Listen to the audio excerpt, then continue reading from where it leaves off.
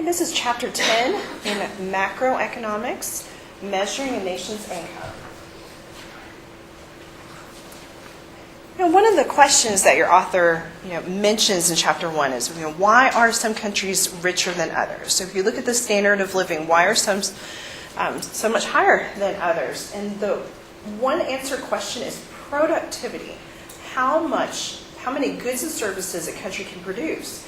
And this is our measure of a country's productivity, gross domestic product, GDP. It's kind of a funny name. Gross means that we're adding it up all the way. Domestic means here in our country, and the product means all those goods and services that we're producing. So remember what GDP is and what it stands for. It's the same thing as output. If it's the value of our goods and services that we produce, then it's also equal to our output. And then, again, assuming, we make lots of assumptions in economics, especially in a principles level class, assuming we've taken all those goods and services that we produce and somebody's bought them, we can use that also as a measure of income for our country. So it's a measure of our output, our goods and services, and it's a measure of our income as well.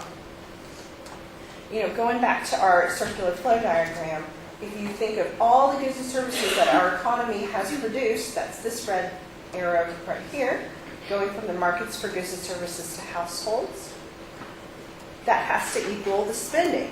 And that's why we can say that our output is equal to our income, if we're looking at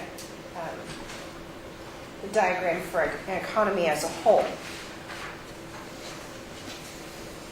You said gross means like the sum? Yeah, total. That's right. All right, so we're looking at the market value of all final goods and services. It has to be produced within our country, and it's in a given period of time. So usually a year, or we can look at it in a quarter. Okay, so if that's the definition. Coca-Cola is an American company, right? They've got factories and plants all around the world. So Coca-Cola products made in Mexico. Cal, would that be included in our GDP? No. That's correct. Even though it's an American company, corporation, it's not included in our GDP because it's geographically determined. That's the definition. Now, we used to count it because it was an American company. No matter where they were located, we used to count production from any country around the world. And that's the old way of counting national income. And that was called gross national product. So if you ever see GNP, that was the old way of doing it. Can anybody guess why we changed? Why we do it this way now? It's more factual. Say again? It's more factual. Shows it's more factual. Oh, factual. It's closer to realistic. Well, yes, and every other country is doing it this way too. So it's easier for comparison, so we can compare apples to apples. All right. So if we're looking at adding up the market value of those goods and services, it has to be sold legally. There has to be some transaction, right, to occur, where there has to be some record for it to be counted. So even though we produce, or we have some production at home, we could call it household production, so doing your own laundry, washing your own dishes, right? If you had your own laundromat and earned up to a certain amount of income, you would report that to the IRS, and there would be a record of it. But, how many of us get paid for doing our own laundry and ironing our own clothes? All that stuff you do at home, it's productive activity, but there's not a transaction for it, right? And so that doesn't get counted. So there actually has to be some kind of transaction for it to be counted and sold legally. So if you mow someone's lawn or babysit for someone and they just pay you $20 in cash and you put it in your pocket, is that ever going to get counted in GDP? No. So it has to, you can see some things are excluded. It could be because you don't get paid for it at all, like doing your own chores, or it could just be, you're paying in cash, it was under the table. I mean, that's fine to mow someone's lawn, but certainly there are there's criminal activity where they're trying on purpose not to get tracked, and that doesn't get counted as well. All right, so has to be sold legally in markets to be counted. Also has to be a final good or service to be counted. Okay, so final versus intermediate. An intermediate good is something, you can think of it as an ingredient, or you can think of it as a raw material or a part that's used to make the final product. So if you think of the chair that you're sitting in, somebody had to make the fabric that goes on top. Someone had to make the plastic back. Someone had to make the legs of the chair, right? Those are all parts that made the final product. Now, if the chair sells for $100, we only count the $100 of the chair. We don't count the $20 that it took to make the $20 that it cost to get the fabric. We don't count the cost of the legs. We just count the chair itself. Because if we were to count all of the parts and the final cost of the product, then we're double counting, right? A company's not going to sell a chair for $100 without taking into account their costs and supplies. So that's why we only count the final product. Or if you think of your car, we're not going to count the value of the steering wheel and the windshield and the stereo. We're just going to count what you paid for your truck. What's that? The sum of parts. Yeah, it's the sum of the parts, yeah. It's already included in there. Okay. I mentioned goods. Remember that when we say the word good in economics, we mean a product. A service is more intangible. Thing like education or doctors, going to the doctor. Currently produced in this time period, usually a year, or I said a quarter. Quarter's 3 months. So the second quarter of the year includes which months? April, May, June. Yeah, so if you see second quarter figures, we're talking about that part of the year. Has to be produced in our nation's borders, and it could be a foreign company like Toyota. They've got a factory here. That production within our country still counts. Within this period of time, so stuff at a garage sale or things that you'd buy at a thrift shop counted? Are they counted in this year's GDP? No, it was counted the first time that it was sold, when it was new. Okay, so that's what GDP is. It's the value of all the stuff that we've made. GDP is synonymous, make that synonymous in your mind with a nation's income, make that synonymous with a nation's output. That's what GDP is. This is how we calculate it, so make sure you know the formula for GDP also.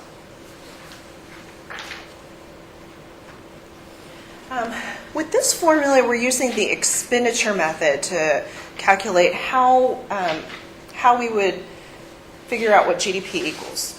So if it's equal to a nation's income, if you think back to the circular flow of income, the income has to equal spending. Those arrows are going to be equal either way. And so you can think of it using the expenditure method. Who does spending in our economy? Well, we do. We're included in households. Businesses spend money, the government spends money, and then also foreign nations, international firms also spend money. And I just put this at the bottom of the slide. You might see GDP referred to as Y in your book, and that's okay. It's just, if you take intermediate macro, later on you'll use Y a lot. They just didn't want people to get mixed up with government purchases and GDP as a whole. So if you ever see Y, that means GDP. Okay. So household consumption. Every time you go to H-E-B to buy some shampoo and toothpaste, you are contributing to the consumption category. Consumption category of GDP. There's one exception, though, when y'all decide to buy a new house and build a new house. Even though you're a household and you are buying a new house, that actually gets counted into the next category, the I category. And I stands for business investment, and that stands, y'all remember, capital means machinery and equipment when we were talking about the factors of production. So when a business spends money on machinery, raw materials, ingredients for the product that they're going to make, All of that gets counted in the second category of investment. Also, so why is new housing also included here? Because it's considered a structure.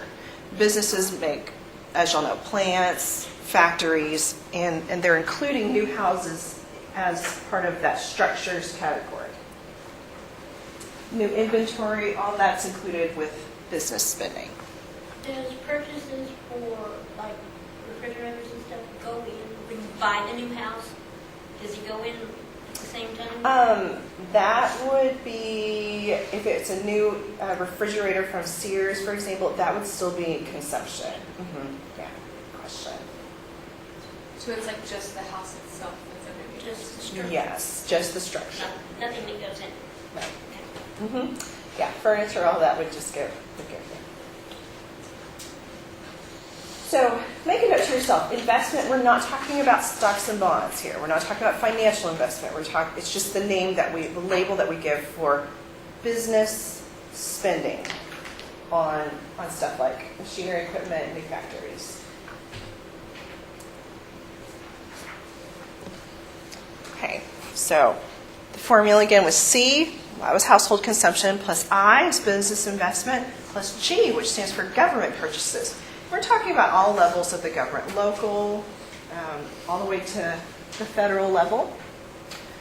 And so if the federal government decides to place an order with L3, for example, we want a bunch of jets, that's an example of government purchases. If they decided to spend money on schools, that's another example. But it doesn't include something called transfer payments. Does anyone remember from the chapter, what's an example of a transfer payment? Unemployment benefits, exactly. How many people are working right now? Okay. When you're looking at your pay stub, there's a lot of stuff that gets subtracted out before it even gets to you, right? One of those is Social Security. So unemployment benefits, another example would be Social Security. Okay, where is that Social Security money going to? It goes to the government, then what happens? Yeah. There's no special account for Courtney that it's going to for when Courtney retires and that he gets that money back. It is going straight to somebody who's getting Social Security checks right now, right? So that what they're doing is transferring money from your paycheck to somebody who's on receiving Social Security checks right now. Okay, you see how that's different? Because when they bought a jet or plane from L3, they get an actual item. They get an actual product. Here, yes, the government is in charge of administrating Social Security and unemployment benefits, but there's not an exchange of a good or service. There's no, and remember, going back to our definition of what GDP is, it's a measure of, our production, our final goods and services that we produce. And here, we're just transferring money. We're not actually getting a good or service in return. Okay, the fourth category is net exports. And you just have to remember that net exports is equal to exports minus imports.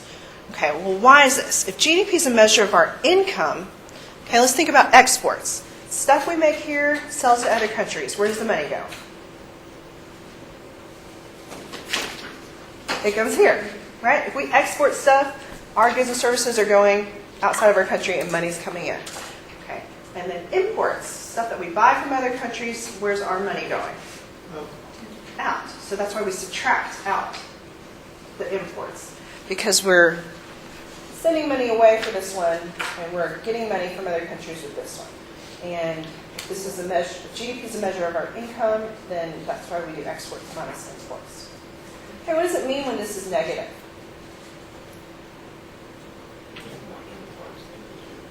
More imports than exports? And what do we call that? A trade Deficit. deficit.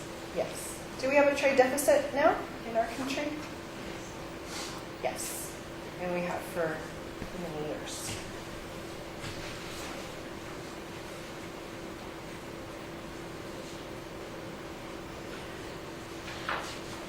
All right. The ratios have pretty much stayed the same, but students usually think that the government does most of the spending.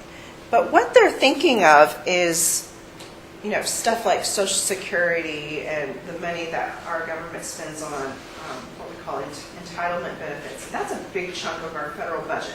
Remember, transfer payments are not counted in GDP. So as a proportion of GDP, most of the spending is from us, from households, and just household consumption.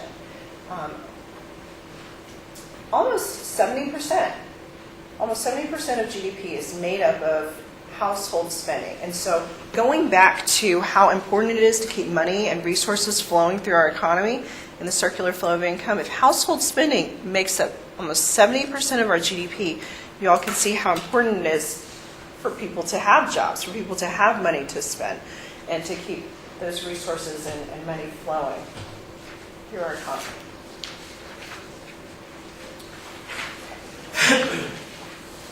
Everybody's in good shape so far? So we've talked about what GDP is, how to measure it. We want it to grow.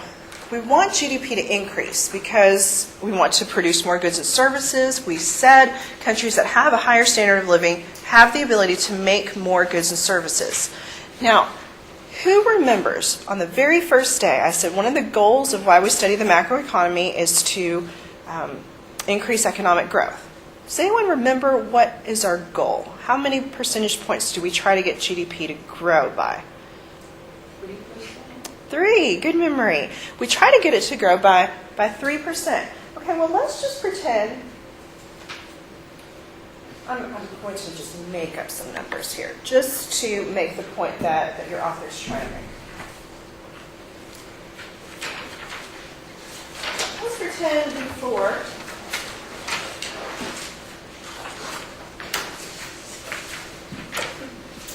our GDP, after you add it all up, C plus I plus G plus net exports, equal $14 trillion. And then let's just pretend the next year it was $14.8 trillion. Looks good, right? If our goal is to try to increase our production of goods and services, if our goal is to try to grow our economy, if you're adding up the sum of household, business, government, and net exports, if it's increasing from one period to another, that looks good. Now let's come back here. Your author is saying that sometimes it means that we actually did make more goods and services, but what if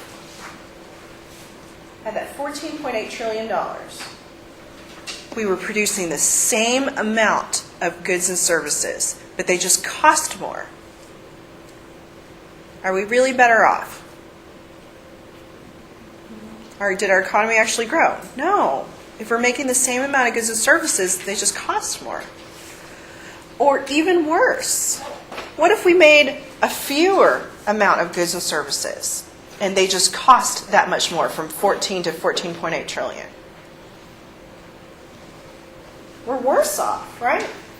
And so your author is saying that when we're comparing, in order for us to actually say that our economy's grown 3% or 2.4% is the latest real figure for our GDP in the first quarter of this year. Yeah, 2.4%. We need to be looking at what's called real terms. That means adjusted for inflation. If you have not adjusted for inflation yet, if you're just looking at 14 versus 14.8 and you haven't adjusted for inflation, that's called nominal terms. And you can remember because it starts with a no. No not means not adjusted for inflation. So we're looking at current prices.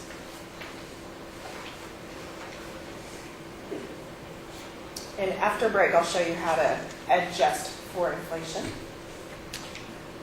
But the descriptor that we use for a variable that we actually have adjusted for inflation is real. So remember, nominal means not adjusted, and then real GDP, it could be real home values, it could be real wages, whatever we're talking about. that descriptor real means that we have actually adjusted for inflation. And this base year and constant prices, that's going to make more sense when we talk about Chapter 11.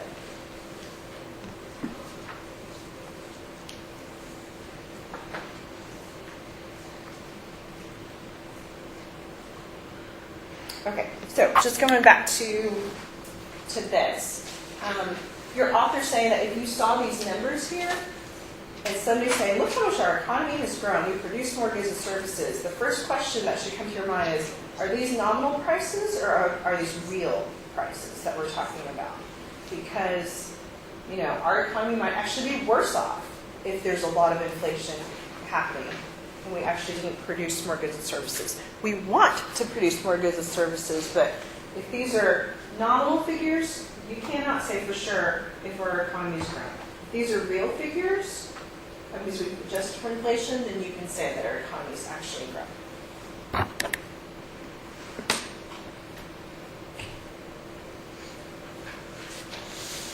Okay. Well, where did we get the goal of 3%? That's been our long-run growth trend. But it's not, our economy does not grow at 3% guaranteed every year. That's just the trend that we see, and that's where we get the goal. But, you know, sometimes our economy contracts. Sometimes we make less goods and services than we did before. Sometimes there's a lot of unemployment. If you don't have people working, how are they going to be producing goods and services? So sometimes we have unsteady growth and our economy actually contracts. And you all know all of the things that are associated with a recession. So if GDP declines, if it were to actually decline, and add up C plus I plus G plus net exports, then you start out with 14, and then your after figure is 13 trillion. And if these are real figures, these are real numbers, then that would be an example of a recession.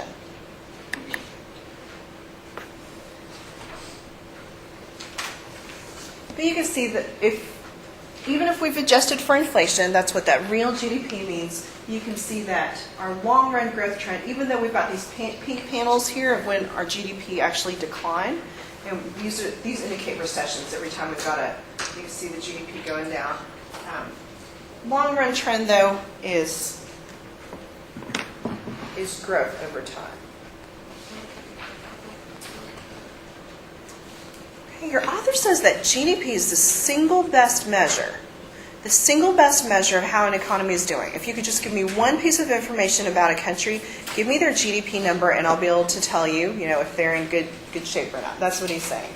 And when we see countries that have a higher GDP, they've got better infrastructure. That includes things like highways and their, telecommunications structure.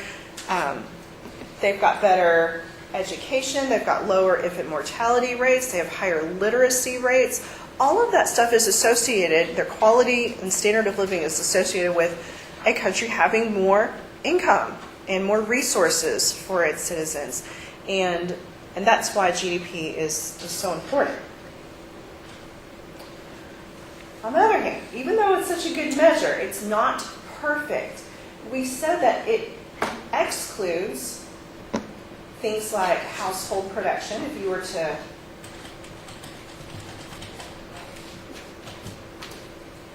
mow your own yard or wash your own clothes. How many of you all do volunteer work? At the church or have done in the past? Okay, you don't get paid for that. That's not going to show up anywhere, but you can better yourself and help someone else, right? Help the community. That doesn't get counted. It also doesn't include leisure time. More and more money can make one more and more happy, but then up to a certain point, you don't want to be working all the time. You want to spend time with your family. You want to spend time out on the golf course. And so, I guess if you're spending money on travel, that'll be counted. But if you're spending time with your family at home, then that doesn't get counted anywhere. So there are some things that GDP doesn't count that people might include in counting, measuring standard of living. Also, quality of environment. Okay, so if our goal is to try to increase GDP, produce more goods and services, we're going to be building more factories, putting more people to work, what might happen when we have all these factories going up, a lot of production taking place? What might happen to maybe the quality of those buildings? What might happen to the forests that used to be there before we had all these buildings come up? That might decrease in volume. Yeah. You all saw the factory. Actually, it's happened a couple times now where people were working in there and it was built for only, I can't remember, 5 floors, and then it added 3 floors on top of it. It was something like that. And there were a bunch of factory workers. And, well, anyway, that's just an example of really, really fast economic growth and maybe people taking, only thinking about profit and not taking safety regulations into consideration, or maybe such fast economic growth that the government can't keep up with regulating all of these buildings that are going up. But also, when you've got all these buildings going up, lots of trees getting cut down, and then we see this with when heavy rains come, they don't have the trees and roots there to protect. We've got mudslides in countries that have very fast economic growth. You all might remember when the Olympics were in China, some athletes decided not to compete there. Some athletes who decided to compete there decided to cut down on their rehearsal times or practice times over there because they're really afraid about the pollution in China. And that's been a problem with, again, lots of factories going up. A lot of people who rode bikes before can now afford cars, and more pollution from the traffic. So a country that has really, really fast growing GDP, remember our goal is 3. India and China, they've seen growths of GDP 9 and 10%. 9 and 10%. And that sounds really impressive, but then you look at some of these other things that aren't counted in that number, like pollution, and it just doesn't get counted. Another thing that GDP doesn't count is who gets the money, the distribution of income.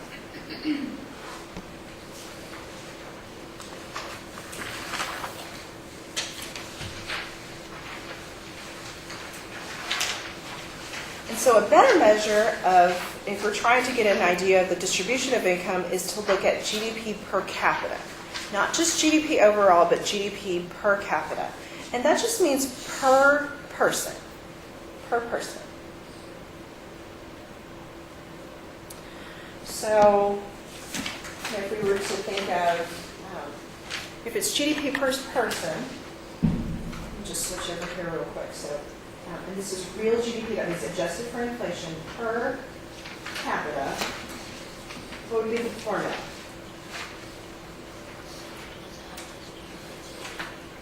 What would go in the numerator part?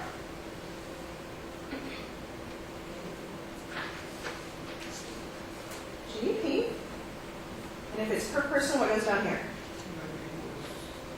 Yeah, how many people you have, population. And so I'll put this slide back up here, but countries that have a higher GDP per person, we've got higher life expectancy, lower infant mortality rates, more people knowing how to read, more people using the internet. So if I'm an economic official and I want this whole thing to increase, just mathematically, which one needs to increase faster? The top or the bottom, numerator or denominator?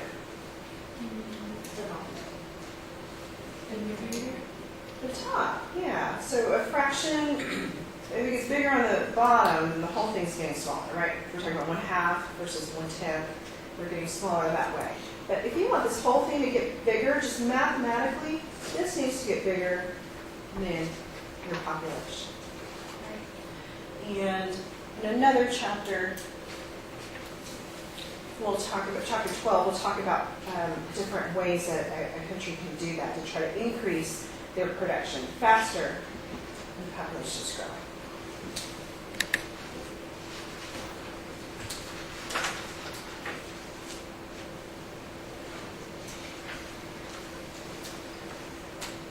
Does anyone happen to have their book with them? If you look on table 3 in your text, can anyone tell us the average life expectancy for someone in the United States? 78. Okay, what is it in India? Cynthia. 64 in Nigeria. 47. Yeah.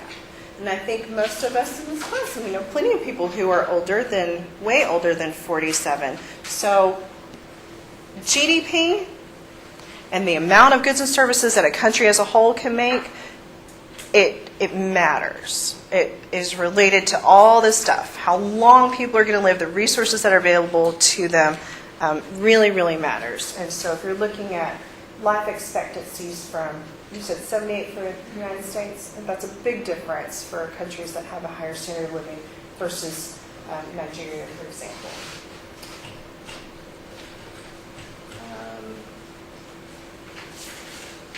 A couple of other things, if you could just jot down into your notes. Depreciation is important to remember when we're talking about that I category.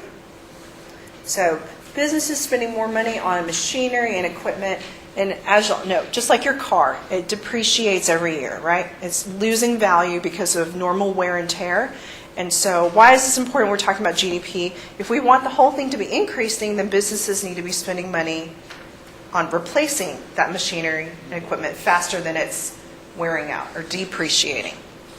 And then I mentioned GNP with the Coca-Cola firm in Mexico. That was our example. So that was the old way of measuring national income.